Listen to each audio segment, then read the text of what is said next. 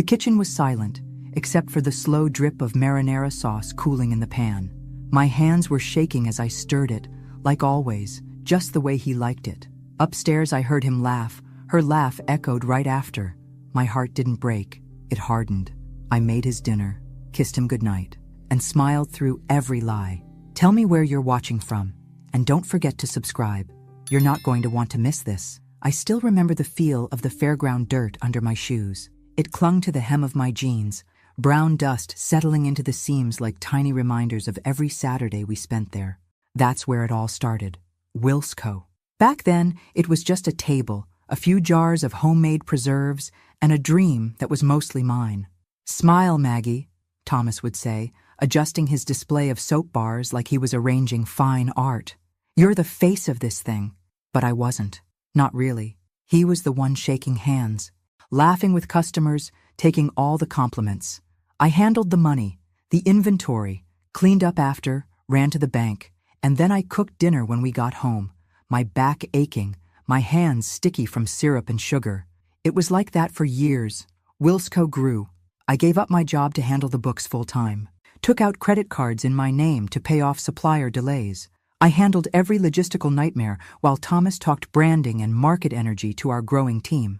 Every employee was hired by me, every shipment organized by me, every tax document filed by me. But nobody saw that, not even our kids. I'd walk into a room and the conversation would keep going like I wasn't there. "Mom, can you grab me a soda? Mom, where's my charger?" Never a "thanks, Mom," just assumption. At first, it didn't bother me. Not really. That's how moms are treated, right? You're the oil in the machine, invisible. But without you, nothing works. Then came the office. We moved into a real headquarters 2 years ago. White walls, polished concrete floors, big windows that let in too much sun. Thomas made me sit in the back corner. "It's quieter for you," he said. "You hate all the noise." He gave himself a glass-walled office with views of the downtown skyline. In meetings, I spoke. Nobody listened. Eyes stayed fixed on him. Even when I handed out quarterly reports with my name signed at the bottom, people would say, "Thanks, Tom.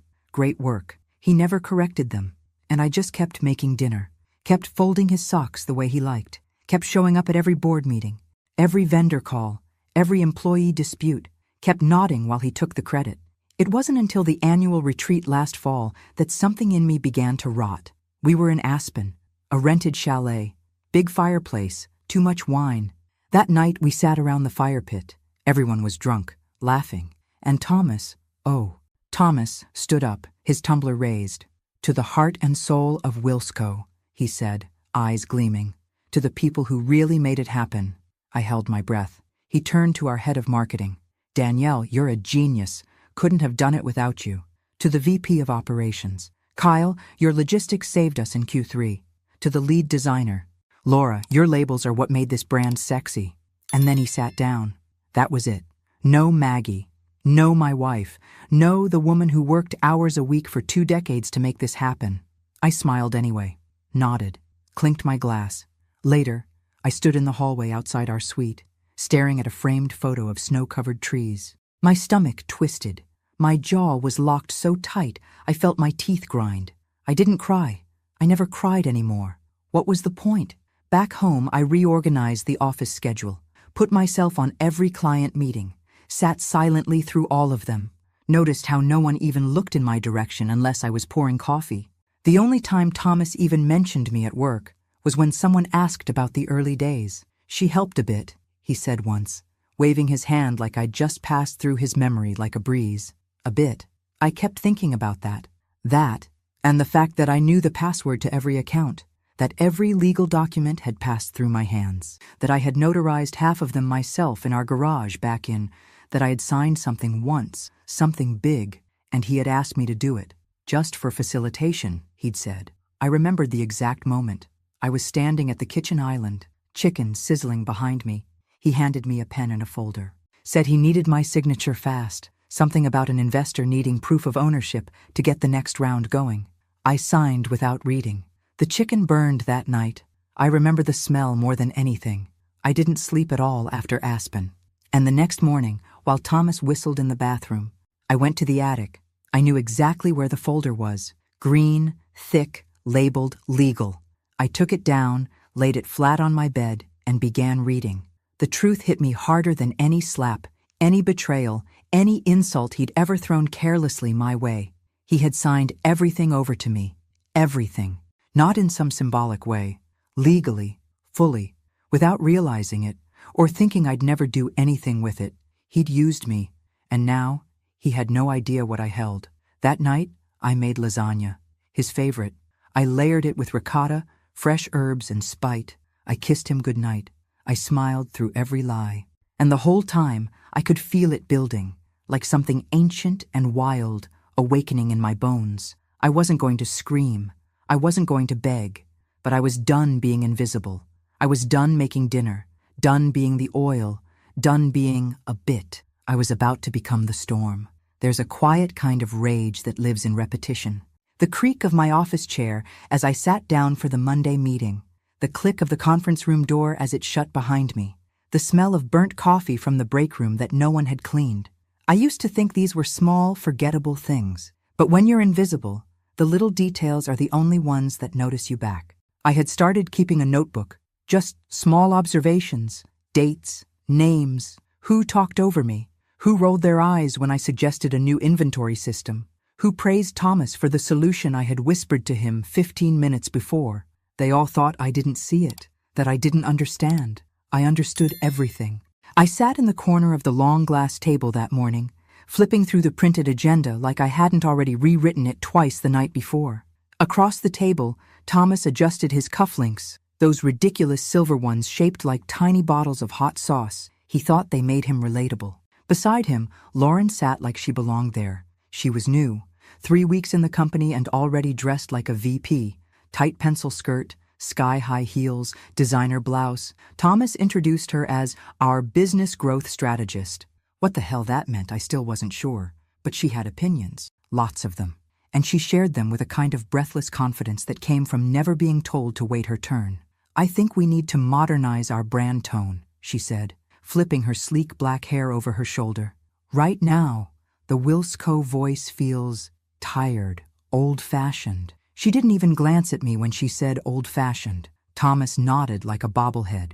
Exactly what I've been thinking. The team murmured their agreement. I stared at a smear of coffee on the conference table. I'd wiped that exact spot clean the day before. No one noticed. They never noticed. Margaret, Lauren said suddenly, her voice coated in saccharine. You've been here since the beginning, right? What's your take? I looked up slowly, catching her eyes. My take? I said, voice calm, measured. Well, I built the tone of this brand from scratch, from the days we printed labels with a dot matrix printer and glued them on by hand in our basement. So if it feels old-fashioned, it's because it has a soul, not a filter. A beat of silence, then laughter, nervous, uncertain. Thomas cleared his throat. Let's not get stuck in the past, hun. Things evolve. Hanshi, he still called me that in meetings, like I was his assistant, like I was something he owned. My stomach tightened. I kept my face neutral. Lauren smiled like she'd won. That night, I sat at the kitchen table with a glass of white wine and my old files spread around me. The kids were out of the house now, off in their own lives, too busy to visit, too distracted to remember the woman who raised them while building a company from scraps. I wondered when exactly I disappeared for them too. Was it when I stopped going to their baseball games because of supplier calls? When I missed parent-teacher night because I had to fly to Portland to negotiate a packaging deal? When I stopped correcting them when they thanked Dad for the vacations I paid for? I kept flipping pages, legal documents, ownership statements, meeting minutes. They all bore my name, not his. I'd forgotten that. Let myself forget. At some point, I had let Thomas rewrite the story, made myself smaller so he could shine. But I remembered now, and what I saw when I looked at Lauren wasn't just a woman trying to rise in a man's world.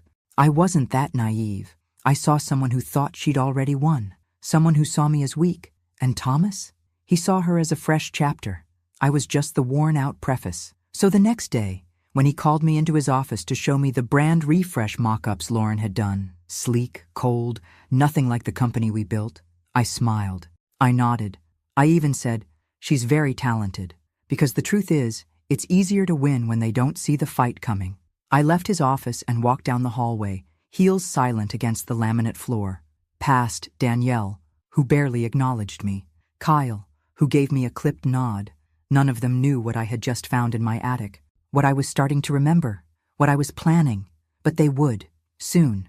For now, I stayed quiet, because silence, when you own everything, is not weakness, it's strategy. The night Thomas brought her home, I knew. It wasn't the way he said her name. Not exactly. It wasn't even the way his voice changed, though it did, lifting slightly at the end, like a boy trying to impress the new girl in class. It was the way he set the table. Thomas hasn't set a table in 20 years.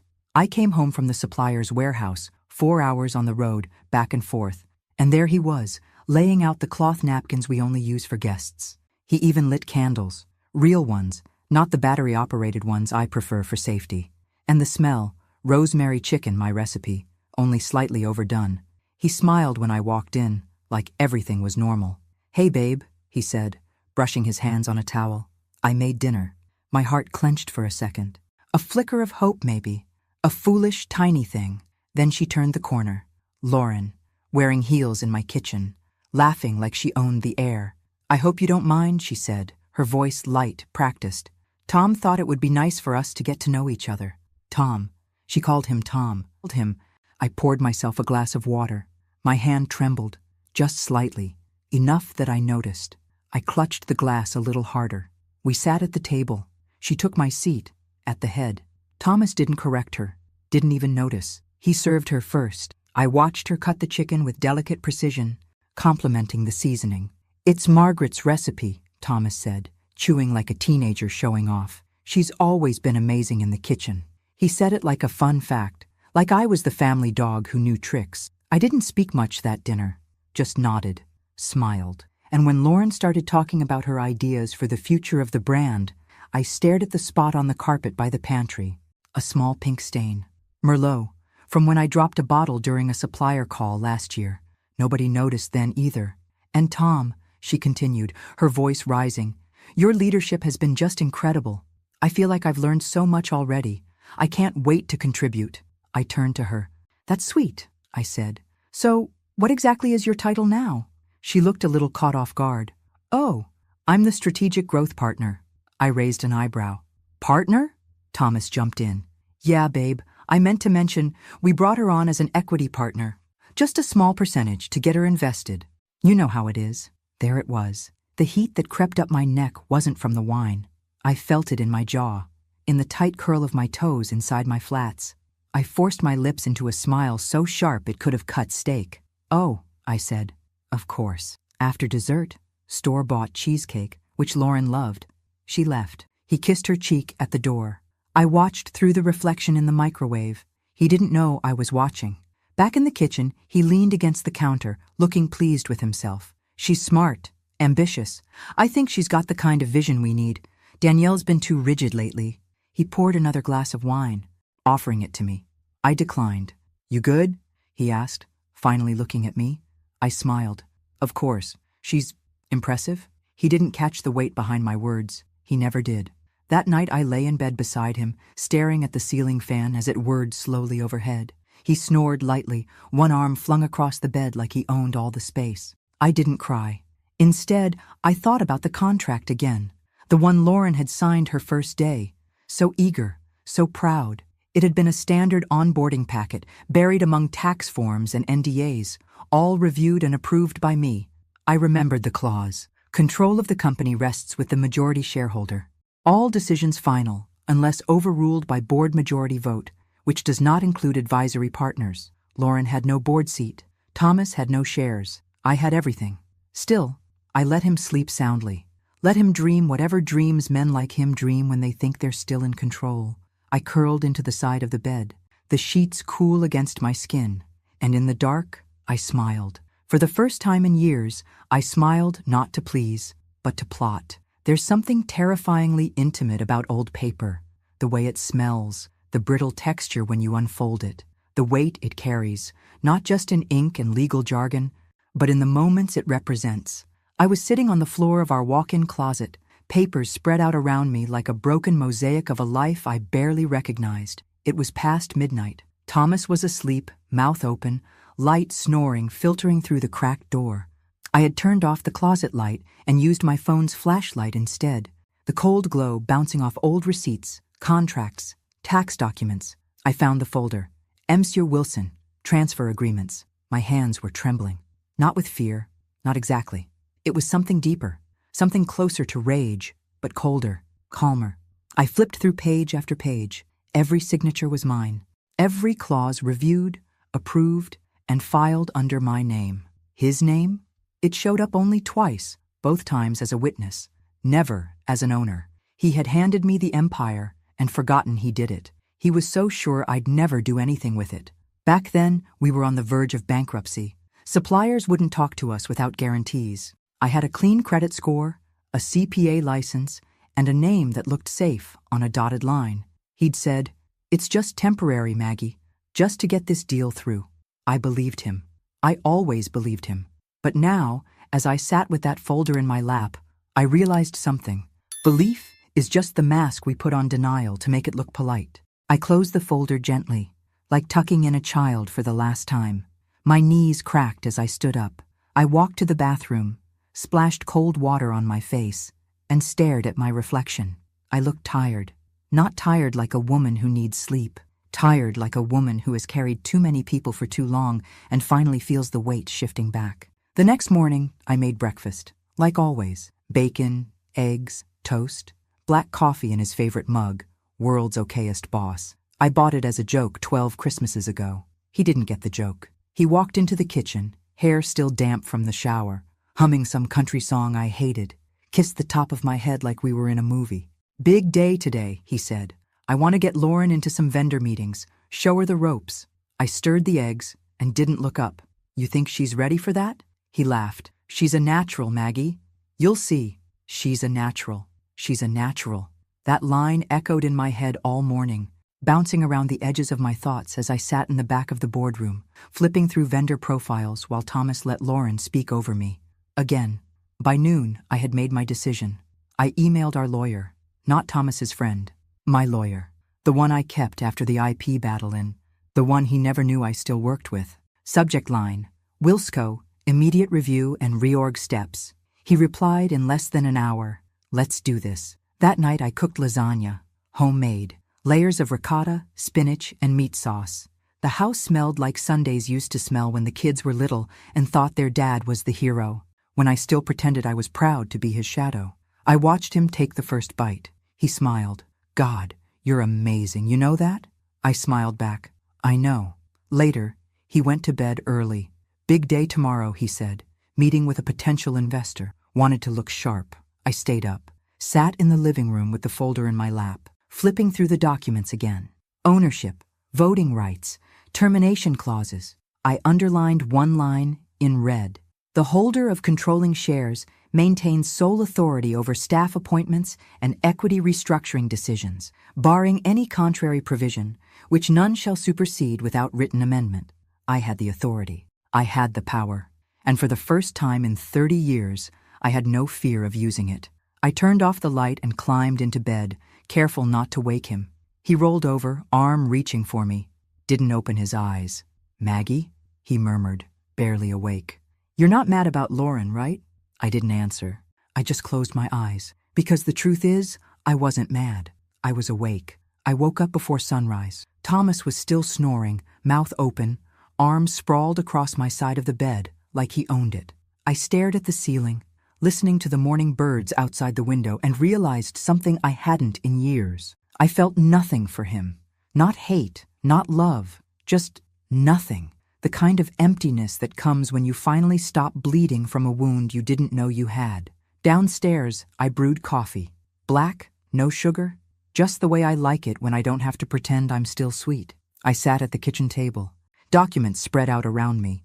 The same table where we used to fold labels by hand, where the kids once spilled juice boxes and Thomas told stories that made them laugh. So much had happened here, and none of it was real anymore. I took out my red pen. I started circling names, the accountant, the legal advisor on retainer, the operations lead, every single person who still thought Thomas ran the show. They'd be replaced, quietly, legally, effectively. I picked up the phone and dialed Joseph Reed. My lawyer, the one Thomas never knew I kept. Joseph, I said, my voice steady. We're moving forward. Today, he didn't ask questions. I've got the restructuring documents ready. You're the sole decision maker per the ownership agreement. We'll begin the personnel transitions and file the board notifications this afternoon. I nodded. And Lauren? He chuckled. She signed a partnership clause that gave her 0 voting rights and a conditional equity stake. We can void it without penalty.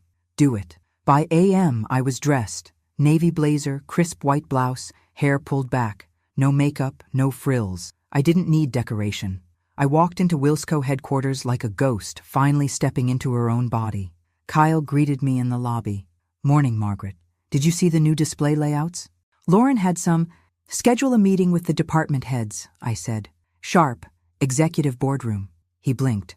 All of them? Including Thomas? I nodded. Especially Thomas. Inside my office, I sat at my desk for the first time in months. It still smelled faintly of lavender, the old diffuser I used to refill before Lauren took over that space. I opened my laptop and began typing. A short, precise message to the team. Subject, organizational update, immediate. I kept it simple, professional, final. They filed into the boardroom. Lauren was the last to arrive, in a cream-colored suit and designer heels. She smiled like someone walking into a spa. Thomas followed right behind, holding his coffee and acting like he owned gravity. I stood.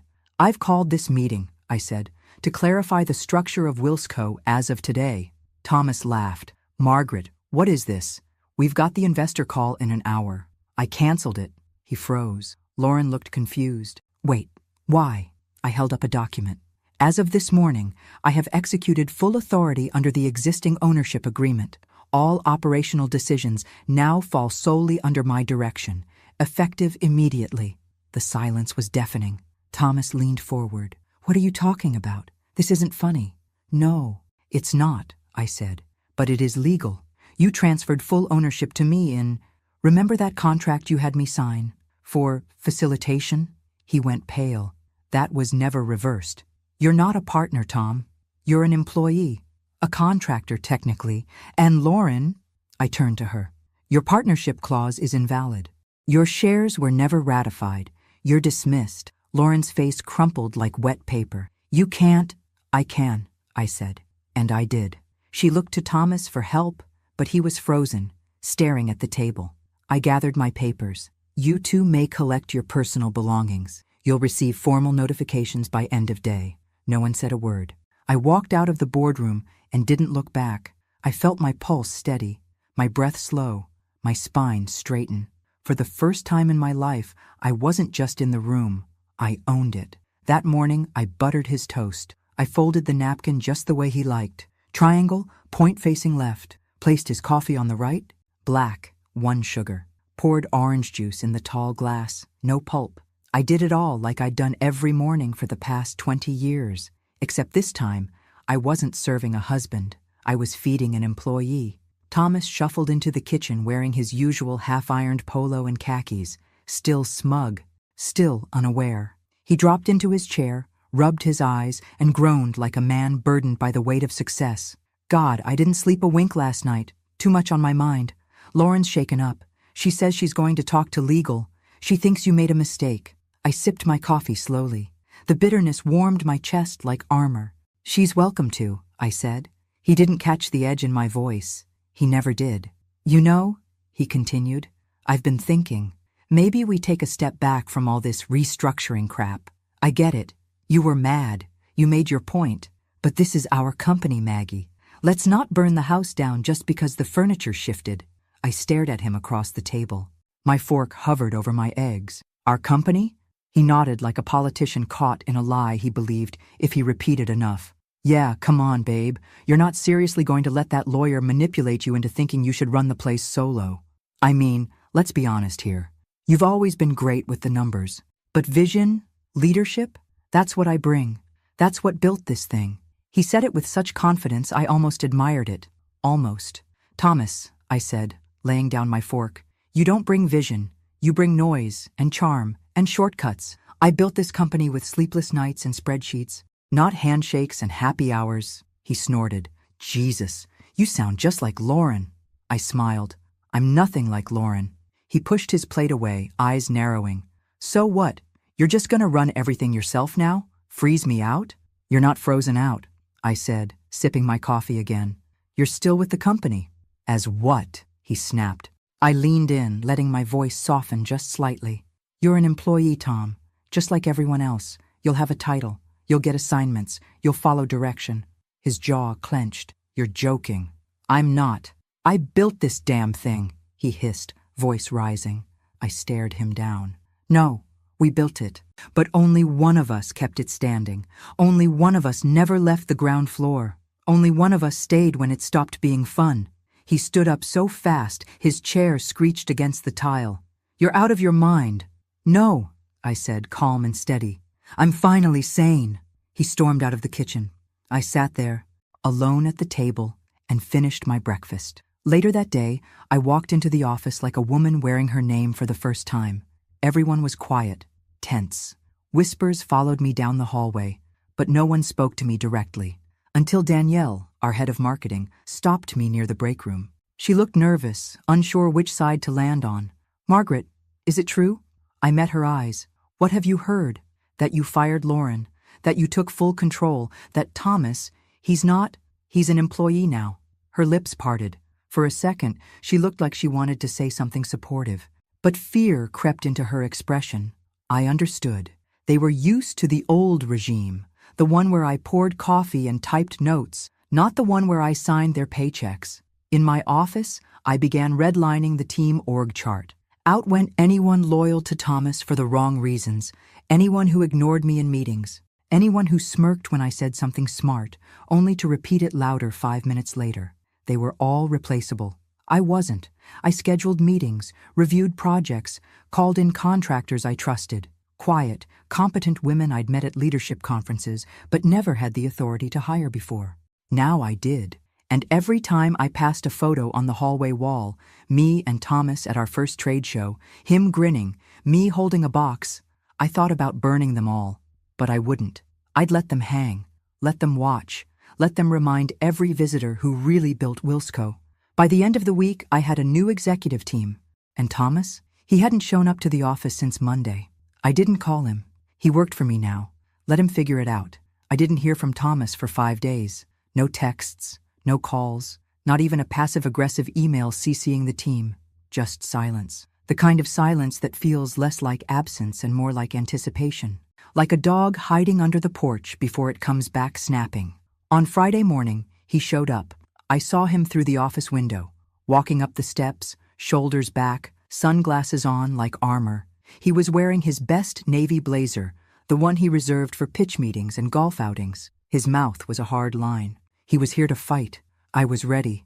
He didn't even look at the receptionist, just pushed through the glass doors like he still owned the place. I stood when he entered my office, not because I was intimidated, but because I wanted to meet him eye to eye. Maggie, he said, not sitting. What the hell are you doing? I motioned to the seat across from me. Why don't you tell me what you think I'm doing?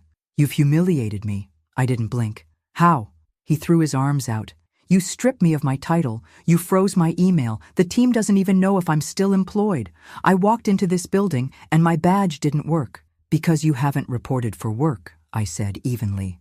And you no longer hold an executive role. Your badge was tied to executive access. You now have standard employee permissions. His mouth opened like he was going to protest, but no sound came out. I continued. You'll receive a formal onboarding packet for your new role. I've assigned you to product development support. You'll report to Danielle. Danielle? He barked. She's 20 years younger than me. 27, I corrected, and significantly more competent. He stared at me like he didn't recognize the woman standing in front of him, because he didn't. I can sue, he said, quieter now. You know that, right? I can take this public. I sat down slowly, folded my hands. You can try, but all the documents are clean. Your name's not on the ownership filings, not on the equity grants, not on the board roster. I've made sure of that. Everything is legal. And if you go public, the media loves a woman reclaiming what was hers. He looked like he might cry. Or hit something. Instead, he sat down heavily. Why are you doing this? I let that question hang in the air. Why? Because you made me feel like nothing in my own story. Because you praised interns and side flings while I built an empire behind closed doors? Because you told me I was just better at the small things every time I dared to speak? Because you took credit for every damn success and blamed me for every failure? But instead of saying any of that, I smiled. Because I'm tired, I said. Tired of pretending I don't know how to lead. He looked away. You should go, I added. Danielle will expect you Monday. He left without another word. Later that day, Lauren showed up. She didn't ask to speak with me, just went straight to HR, demanded her files, then left with a dramatic toss of her hair and not a single goodbye to the staff. Good. Let the door hit her. I walked the halls after that, floor by floor, spoke with teams, took questions, asked for feedback. And for the first time, they looked me in the eye when they answered. They saw me. Not Mrs. Wilson, not the quiet co-founder. Me. By the time I got back to my office, there was a bouquet of flowers on my desk. No card, but I knew. It wasn't from Thomas. It was from someone who saw what had changed. I sat down, looked out at the skyline, and breathed in deep. The silence wasn't anticipation anymore. It was peace. I called the meeting for AM sharp. No vague calendar invite. No drop-in if you're available. This was a full executive, all department heads, mandatory attendance meeting, with one clear directive. Attendance required by company leadership and all strategic partners. Conference room A. No exceptions. Thomas tried to reschedule it. He sent Danielle a note the night before saying he had a conflict and would need to push to Friday. Danielle forwarded it to me without comment. I replied with a single sentence. Conflict resolved. Bye. I was in the room. The glass walls caught the morning sun, casting long shadows across the polished table. I stood at the head, arms crossed, the file folder in front of me thick with the last 3 months of documentation. Every transfer, every personnel change, every contract restructured under my authority.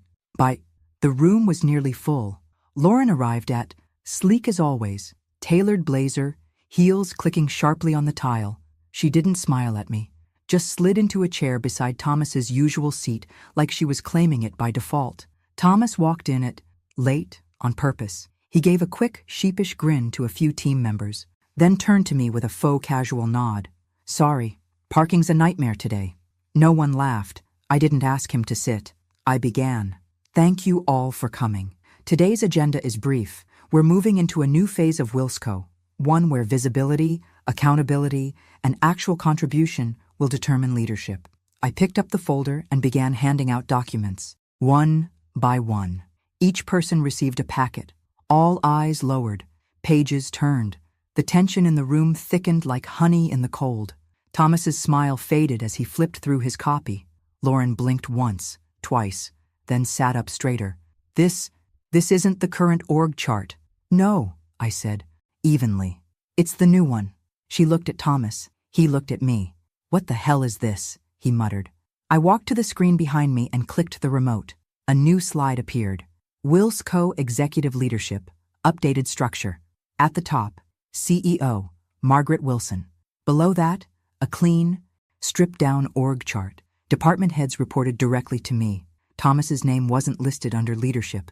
Just once, product development, associate support staff. Lauren's name wasn't there at all.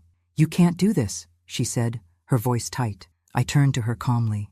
Legally, I can, and I have. As of last week, the filings were submitted to the Secretary of State's office and ratified by our attorney. You signed a partnership agreement that granted you no executive authority. You're not a board member, and you're no longer an employee. Thomas stood. Okay, this is ridiculous. You can't fire us in front of the team. I'm not firing anyone, I said.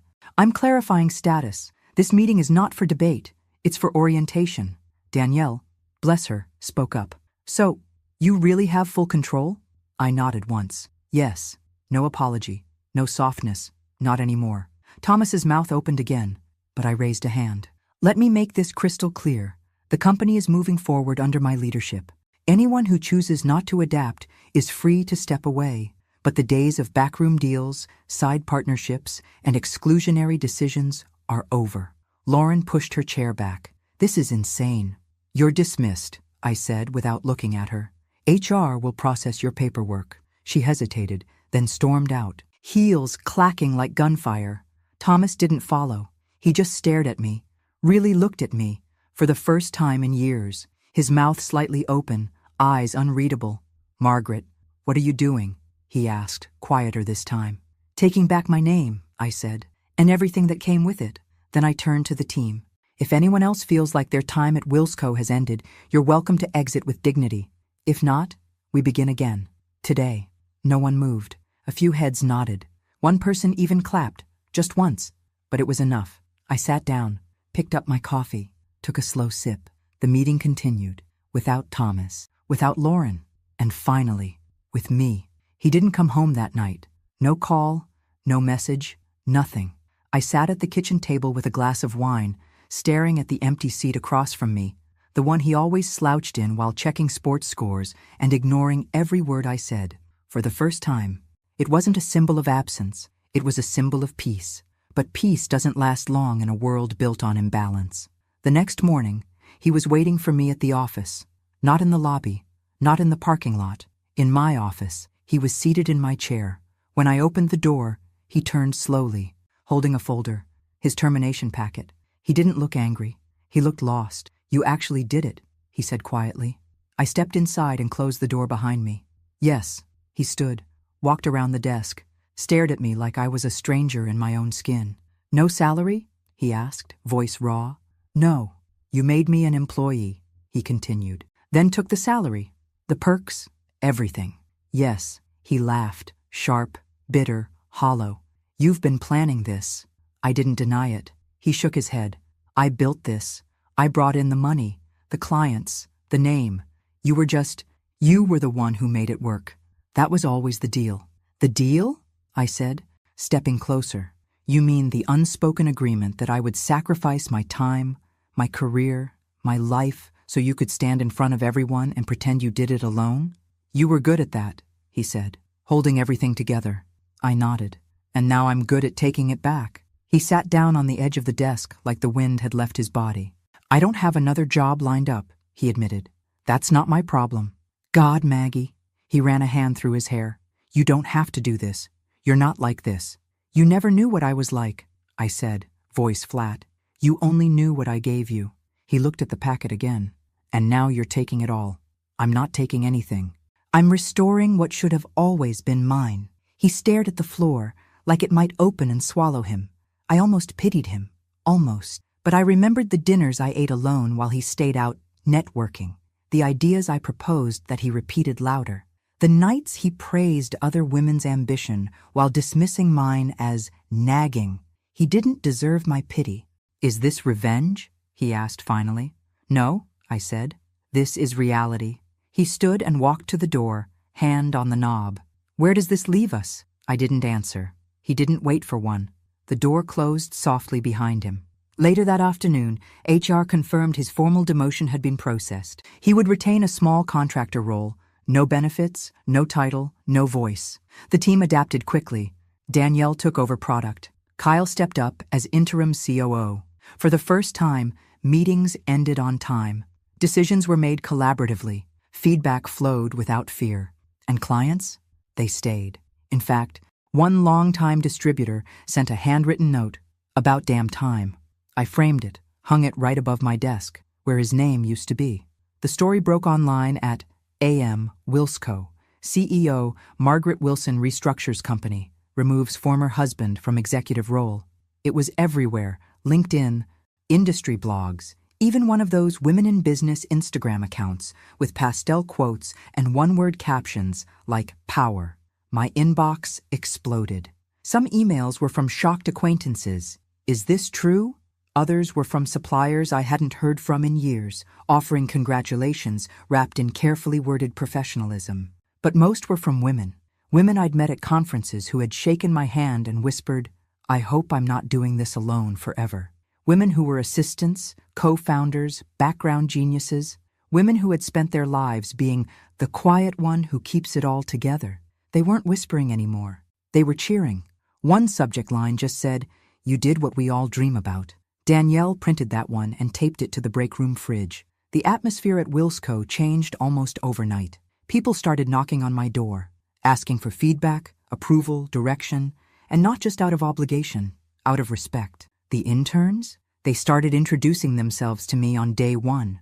No more pretending I was just Thomas's wife, because now he was just another employee. His first week in his new role was quiet. He showed up at a.m. every day, avoided eye contact with most of the staff, and sat in the open bullpen like everyone else. No private office, no assistant, no special treatment.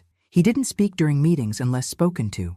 He submitted reports, completed task sheets, got feedback. Danielle was firm with him, polite, professional.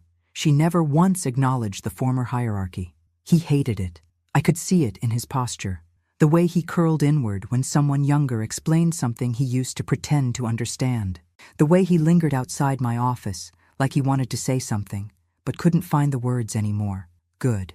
Let silence be the sound of his consequences. Lauren, as expected, went full scorched earth. She posted vague but dramatic messages about betrayal in business and watching your back when you give someone your trust. One even had a picture of her walking away from the Wilsco building with a designer bag slung dramatically over one shoulder. I didn't respond. I didn't need to. The truth was already public, and no one was asking for her side of the story.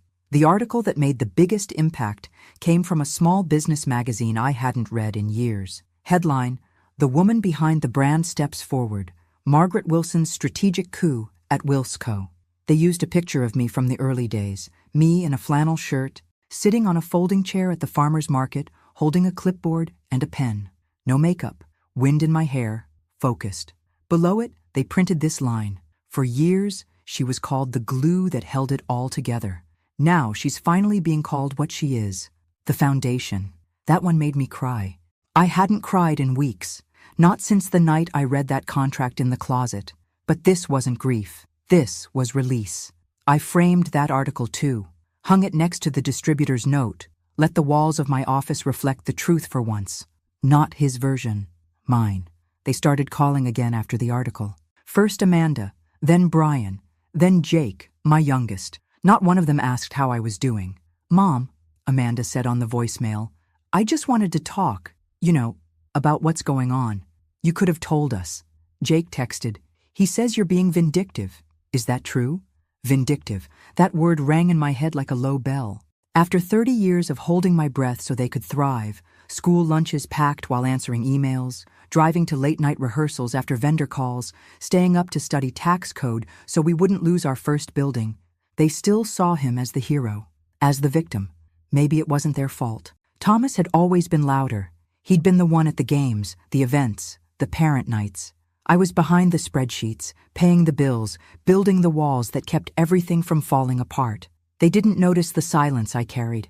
They never asked where their tuition came from, or why I never missed a payment. I didn't answer their calls. Not yet. I needed time to remember who I was, before I was mom, before I was the wife, before I was the fixer. I needed to remember Margaret, the woman who once read 2 books a week, the woman who dreamed of opening her own accounting firm before marriage turned those dreams into maybe later. The woman who hadn't worn her favorite blue earrings in 10 years because he said they made her look too serious. I found them in the back of the drawer that afternoon. Put them on.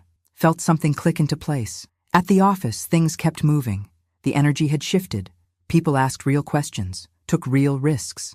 We launched a new product line without Thomas's approval, and it sold out in hours. He said nothing. He just submitted the monthly report on time.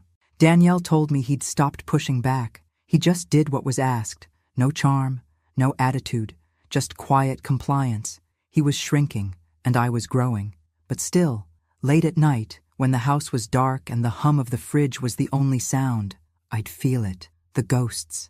Not of Thomas, not even of Lauren, but of me, the younger version who let herself be erased piece by piece, thinking it was what love looked like. I sat on the couch one night, wine in hand, TV off, and stared at a photo of our family on the bookshelf, all of us smiling at some 4th of July picnic years ago. I'd cooked for 2 days for that event. He took the credit. They never knew. My fingers hovered over Amanda's name on my phone. I didn't press dial. Instead, I whispered to the room, "I did everything for you, every damn thing, and you still saw him." No one answered, but it didn't matter, because I was finally hearing myself. The day the new sign went up, I got to the office at a.m. It was still dark outside. The streets were quiet, just the occasional hum of a delivery truck or a pedestrian with somewhere to be. I parked across the street and sat in the car for a minute, engine off, watching the workers on the scaffolding. They were careful, precise. When the tarp came down, the morning light caught the letters just right. Wilsco by M. Wilson. I stared at it until the sun rose. No more hiding behind initials. No more pretending I was part of something I had built from the foundation up. No more borrowed names. Mine. Inside, the office buzzed with new energy. Danielle had set up a small reception in the lobby. Coffee, pastries, a simple banner that read, "New chapter, same heart." Employees trickled in, wide-eyed and smiling. Some clapped quietly. Others hugged me. Someone brought me a card signed by the entire staff. It said, "Thank you for seeing us and letting us finally see you." At quarter sharp, I walked into the main conference room, where a new executive team was waiting. All women, all over, all sharp, seasoned, and previously overlooked. Some were former assistants. Others had left toxic companies and were ready to lead. We weren't a revolution. We were a return, a reclamation. "This is yours," I told them. "We build it together. No egos, no games, just the work and the credit where it's earned." Heads nodded, eyes glistened. I saw in them what no one had ever seen in me for decades: fire. Across town, I imagined Thomas sitting at the kitchen table in our house, my house now, reading the news, seeing the photo of the new sign above the building that no longer bore his name. He hadn't shown up to work in a week. Danielle told me he'd submitted his resignation quietly. No meeting, no grand farewell, just a printed letter left on her desk. He was gone. I felt nothing. No triumph, no sorrow, just clarity. The silence I'd lived in for so long was finally replaced with something else: recognition. That afternoon, I stood on the rooftop of the building, coffee in hand, wind pulling at my blazer. The city stretched out in every direction, chaotic and alive. Below, the team was working. Above, the sky was open. And somewhere in between, I had found myself again. Not the wife, not the mother, not the quiet co-founder in the background. Just Margaret, the woman who gave it all and finally took it back. And this time, no one would ever take it from her again. Thanks for listening. Don't forget to subscribe and feel free to share your story in the comments. Your voice matters.